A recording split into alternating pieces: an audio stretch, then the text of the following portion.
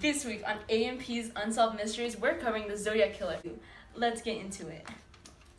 In the late 1960s and early 1970s, the Zodiac killed 5 people and supposedly killed 37 people in Northern California. The first crime took place at Lake Herman Road on December 20th, 1968 at around 11 p.m. Betty Lou Jensen and David Faraday were sitting in a parking lot when the Zodiac Killer shot and killed them in their parked car.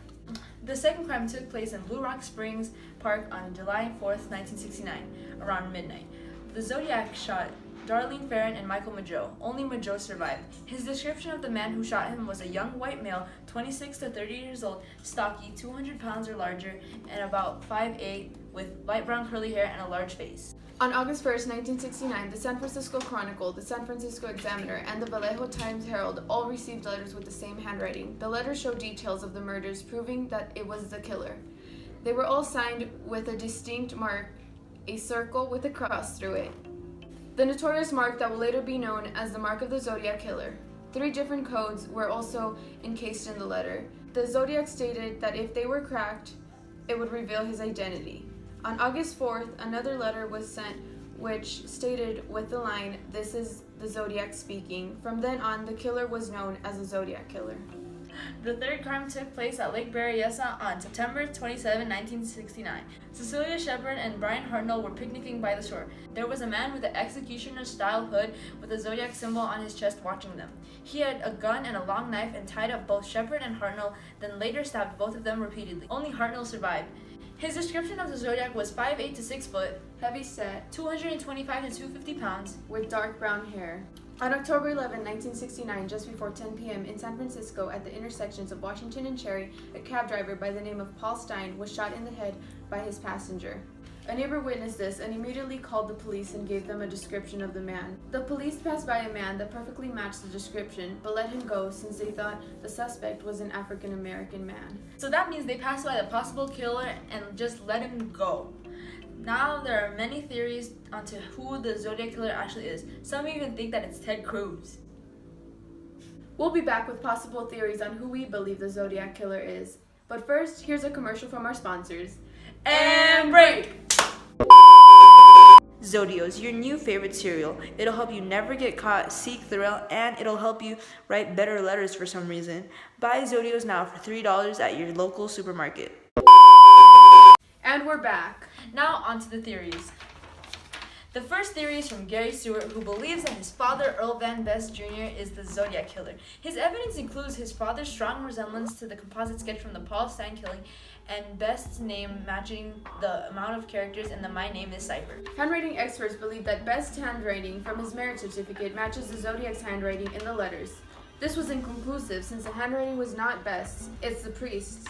He also doesn't match the other composite sketches from previous murders. Lastly, there was not enough evidence to start the case.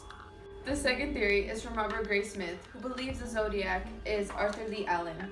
Allen was at the scene of the crime, which was located at Lake Berryessa, and according to his family members, that night he returned covered in blood with a bloody knife in his vehicle. His companion, Don Cheney, claims that Allen used to call himself the Zodiac before the killer did, and planned to hunt innocent human beings with a gun and a flashlight.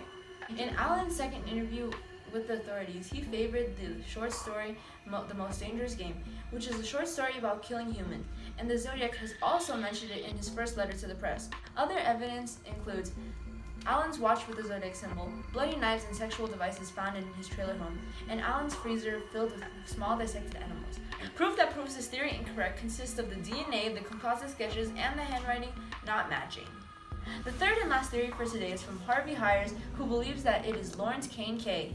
Kay was in a car accident in 1962, which caused him to get some brain damage. A peculiar part of this theory is that the infamous My Name Is cipher contains the letters of the name Kane, K-A-N-E.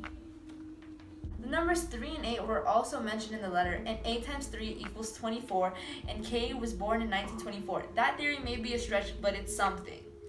I don't believe it. One of the victims, Darlene Ferris' sister, states that Kane followed and harassed Darlene in weeks following up to the murder. Kay also resembles the killer to some officers, and he lives near the crime. Evidence that questions the theory is how his handwriting and DNA analysis did not match to that of the Zodiacs, and he only matches one of the composite sketches, but that concludes the theories. We think that the Zodiac Killer is an organized killer and killed for the thrill of it. They most likely planned their murders. They also closely followed the media, and they did send letters to the press. Lastly, they were very hard to catch because to this day, we don't even know who this is. Like, is it a girl? Is it a boy? We don't know. The Zodiac Killer is believed to be a thrill-oriented type killer due to their sadistic way of killing and killing for entertainment, or just for the fun of it. The Zodiac's modus operandus, which is the particular method in which one commits the crime, could be how they would stab or shoot their victims. His notorious signature was a circle with a line through it, and can be seen throughout many of the ciphers and letters and in some of the crimes. We believe that the Zodiac Killer was first Arthur Lee Allen, but then transitioned to Lawrence Kane Kay, who continued the murders as a copycat killer. But the murders remained unsolved. And that's it. Thanks for watching AMP's Unsolved Mysteries. And break!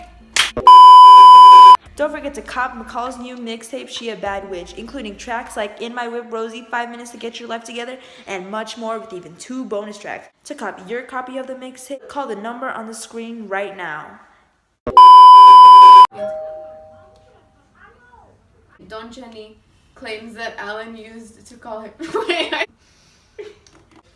my god, when we become famous, we should sell these on eBay. On eBay now. Highest bidder gets it. I'm dropping a class because of you. Did you hear that, McCall? No. Hear that?